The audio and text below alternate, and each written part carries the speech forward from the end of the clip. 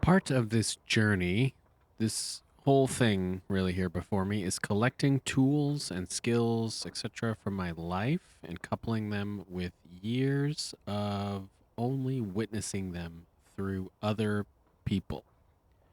I have spent a lot of time working with my dad, with friends, with other family members on a whole bunch of projects. I've spent an extreme amount of time watching people make a whole bunch of stuff on YouTube or read magazines, but very little time on my own doing the stuff, which can mean a handful of things. First off, I have a general idea how a process is supposed to go. Meaning, for example, I've never turned anything on a lathe, but I know what to look for. I know what tools are needed. I know the general order of the steps that should go. It does not mean, and this is particular for a lot of what we're talking about here, that I know the feeling that goes into this. And not just wood turning, but really anything in life.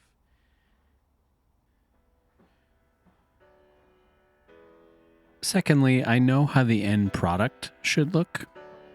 This is often a real stinker more than it's not, because as my first point stated, I have the book smarts, but not the hands-on knowledge that's so crucial in doing this level of making. What that means is my end product doesn't really match what's in my head, and that is a crushing blow to my self-esteem.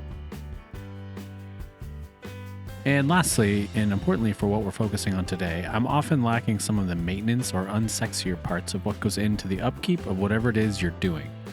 All the instructional parts of doing stuff rarely touch what you need to do before you even start the project.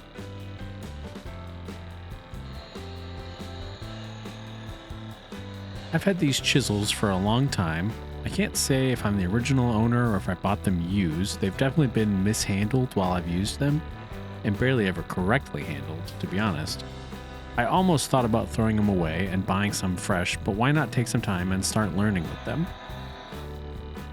I additionally had some hand planes gifted to me that were in desperate need of a sharpening. So this seemed like a good time to get my feet wet with taking care of my tools.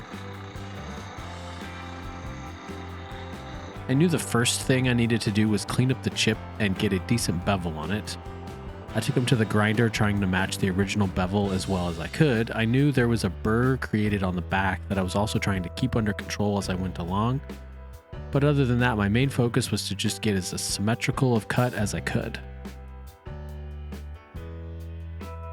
Then came the trickier part. I had read all about various stones and guides for keeping tools sharp, and I have no doubt that's what I'll probably someday end up using, but I don't have any of that, and I tried to find sharpening stones at several hardware stores, and I'm not sure if I just wasn't looking in the right location, but I couldn't find anything that seemed to be for sharpening tools.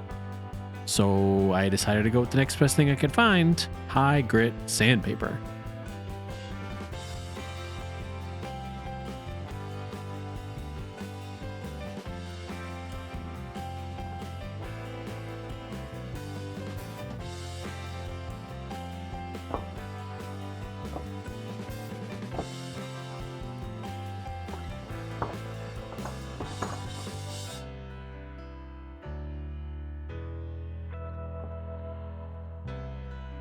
I needed a totally flat surface to work on, so I used an old pane of glass and some double-sided tape and then just went to work. The hardest part was making sure I kept a consistent angle, but then I just worked through all 4 of my grits. The plane irons were slightly harder to do correctly because they have different bevel requirements. And the grits I have here are 600, 800, 1000, and then finally 2000. So what would I say the verdict is here? Would I do this again? Yeah, I think I'm going to keep doing this somewhat regularly to make sure they stay sharp and clean, but it's definitely a tricky process, and I'll probably end up getting a jig and some stones to make sure that this is something I can do more regularly and make a more enjoyable process. I also don't have any leather strop to use, so that would make this finished product much nicer. I hope you enjoy watching this journey of me learning how to maintain some tools. Let's make 2026 the year we maintain things. tools, skills, relationships, our souls. It all needs work.